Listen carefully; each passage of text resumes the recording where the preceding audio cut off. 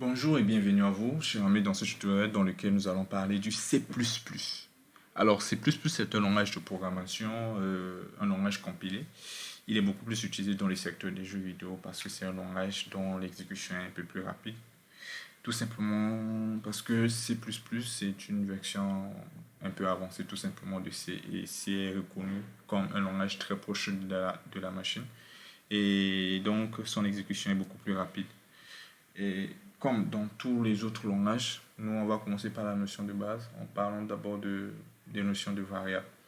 Mais avant de parler de notions de variables, je vais vous montrer comment est-ce qu'on peut créer un fichier ici. Alors on va créer un fichier avec l'extension .cpp.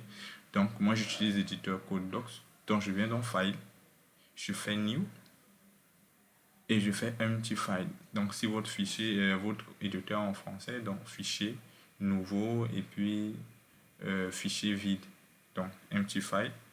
Et là j'enregistre, je fais CTRL S et je cherche un dossier dans lequel je vais créer mes tutos.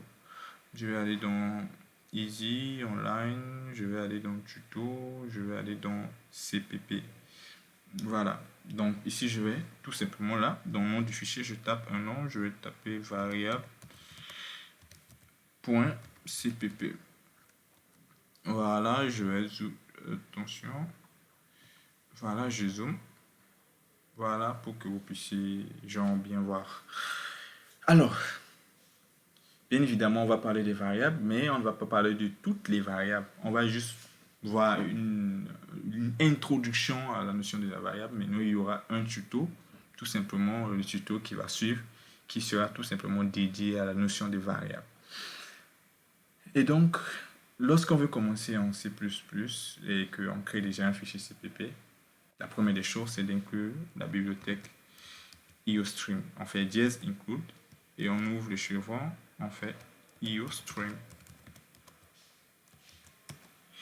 Et ensuite, on écrit main.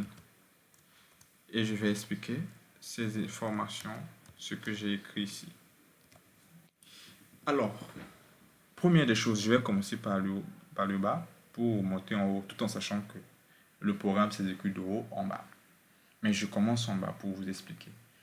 Alors, dans chaque fichier, ou bien du moins chaque programme que vous allez créer, il faut savoir que lorsque vous voulez lancer le programme, tous vos programmes vont commencer par cette fonction main.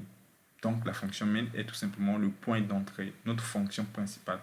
C'est-à-dire, ça commence par là. Si on n'a pas une fonction main, on n'aura tout simplement pas une exécution du programme. Donc, c'est notre fonction principale.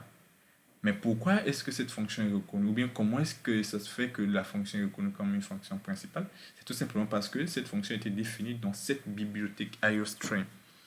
Dans la bibliothèque IOStream, on a défini beaucoup d'informations, notamment cette fonction et certaines autres informations. Dans la fonction là, main, qui est notre fonction principale, tout en sachant que si on ne le met pas, ça ne va rien. C'est-à-dire qu'on ne va pas avoir l'exécution du programme. Donc, si on le met, il faut savoir qu'il faut donner, il faut indiquer où, comment, qu'est-ce qui montre que cette information est une instruction reconnue par le C++. C'est tout simplement parce que on a été, du moins, ça a été déclaré ou bien écrit dans ce fichier, dans un groupe de fichiers qu'on écrit ici, on donne le nom, c'est une bibliothèque IOStream. Donc, on a défini, on a déclaré, on a écrit des informations là-bas concernant le main. Donc, c'est pourquoi ici, quand on utilise main, le main sera tout simplement reconnu et exécuté comme une fonction principale. C'est-à-dire la fonction qui permet tout simplement de commencer notre programme. Et la première des choses qu'on va faire ici, c'est d'afficher un message. Alors, la fonction qui permet d'afficher un message, ici en C++, ça s'appelle cout. Et lorsque vous faites cout, vous ouvrez le chevron, deux chevrons, et vous tapez double quote. Et dans les double quotes, vous tapez le message. Je peux dire bonjour, bonjour à tous. Je peux afficher le message. Donc, cout, double chevron ouvrant, double quote, et on écrit le message, et puis point virgule. Chaque instruction C++ sera terminée par point virgule, à ne jamais oublier. Donc, lorsque je lance le programme, après, le programme va afficher à l'écran, du moins, bonjour à tous. C'est un message qui sera tout simplement affiché à l'écran. Bonjour à tous. Tout ce qui est écrit entre double quotes pour l'argument du cout après le chevrons sera affiché tel qu'il est. C'est-à-dire tout ce qui est entre double quote sera affiché tel qu'il est. Donc bonjour sera affiché bonjour, A sera affiché A, tous sera affiché tous. Tout ce qu'on écrit ici sera affiché tel qu'il est. Mais non, donc j'ai dit que cout c'est une fonction qui permet tout simplement d'afficher un message à l'écran. Mais la fonction cout n'est pas définie directement dans le IOStream. Lui, il est défini dans un namespace qu'on appelle std. Et donc, pour pouvoir reconnaître le cout, il faut tout simplement utiliser le namespace. Donc, on va faire un using namespace std. Donc, c'est dans ce namespace-là qu'on a défini cette fonction cout. Donc, cout sera reconnu parce qu'on a inclus tout simplement, on a indiqué le namespace std ici. Donc, si je lance le programme, donc vous voyez ici build and round, si je clique dessus, voilà, et que je zoome, vous allez voir qu'on m'affiche un message à l'écran ici. Bonjour à tous. Et c'est super parce qu'on vient de lancer notre premier programme en C++ et on peut voir à l'écran un message qui a été affiché. Donc je récapitule. IOStream, la bibliothèque IOStream doit être inclue pour reconnaître déjà certaines instructions C++ et notamment la fonction principale main. Et maintenant, pour afficher les messages, on utilise la fonction cout et comme argument, d'abord on ouvre chevron, double chevron et maintenant on envoie l'argument. Maintenant, si on veut afficher juste le message, on met double quote, on écrit l'information. Après, on pourra afficher les contenus des variables, ainsi de suite, ainsi de suite. Mais cout est reconnu ou bien compilé, du moins compris tout simplement parce que on a inclus le namespace, du moins on a utilisé le namespace std parce que cout est défini dans le namespace du std. Alors, une variable, c'est en informatique, c'est une entité dont la valeur, le contenu peut changer, peut changer tout simplement, peut changer au cours du programme. Une entité dont la valeur peut changer au cours du programme. C'est-à-dire qu'à un instant T, il peut avoir une valeur A et à un instant T plus 5 là-bas, il a une valeur B.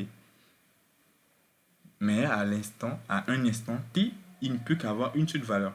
Mais suivant des instants différents, le contenu, c'est-à-dire la valeur peut changer tout simplement. Alors les variables, il faut savoir qu'il y a des variables qui ont ce qu'on appelle des types élémentaires, c'est-à-dire des types qui existent par défaut, et puis après, on va parler après des types composés. Mais on va commencer d'abord par parler des variables avec des types élémentaires.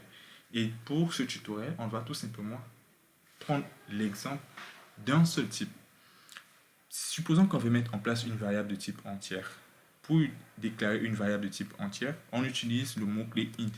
Int, comme integer, c'est le mot-clé utilisé pour mettre en place des variables de type entier. Dans la syntaxe, mot-clé int, nom de la variable, point virgule. Int, nom de la variable, point virgule.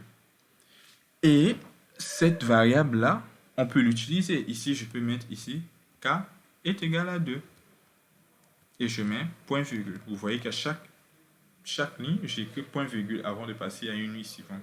Parce que j'ai dit tout à l'heure que chaque instruction doit se terminer par point virgule. Pardon.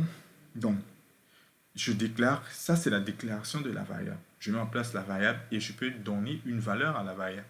Et ça, c'est ce qu'on appelle une affectation. Quand je mets un seul égal, c'est une affectation. On prend de droite vers la gauche. On prend 2, on le met dans K. On appelle ça en programmation une affectation. Donc, j'affecte à K la valeur 2. Dans cet instant-là, K aura la valeur 2. Donc, cette variable, le nom de la variable s'appelle K. Et le type de la variable, c'est un entier. C'est-à-dire que je peux sauvegarder des entiers dans cette variable. Là, c'est la variable et je lui donne maintenant une valeur. Je lui donne 2. Et cette valeur-là, je peux afficher, tout comme je peux ne pas l'afficher. Si je vais afficher le contenu de la variable, je peux venir. Bon, pour faire un retour à la ligne, je peux faire ici anti/n, mais au fil du temps, on verra certaines manières de pouvoir faire pour faire un retour à la ligne. Donc, je peux afficher le contenu de ma variable comme ça. J'écris K et je fais point virgule. Quand je fais cout et que je mets il n'y a pas de double quote, je mets le nom d'une variable. Ça veut dire que je demande à ce qu'on puisse m'afficher le contenu.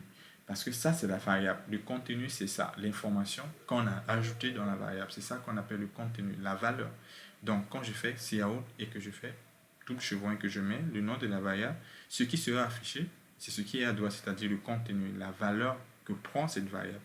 Et donc, si je lance le programme, et vous allez voir, tout juste ici, il y a bonjour à tous, et en bas, il m'a affiché quoi? 2. Il est venu afficher 2 à la ligne parce que j'ai fait double anti/1. Donc ça veut dire que j'ai fait 2 fois retour à la ligne tout simplement. Mais il affiche 2 tout simplement, qui est là. C'est-à-dire la valeur de K.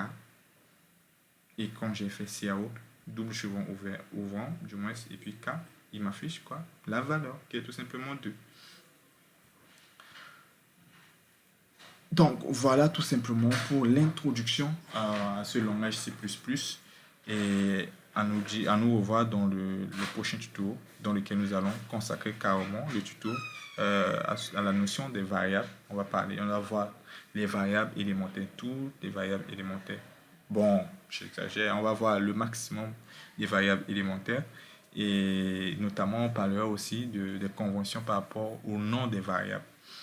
N'hésitez pas à vous abonner à la vidéo pour pouvoir, à la chaîne tout simplement, pour pouvoir recevoir des notifications à chaque fois quand je publie une nouvelle vidéo.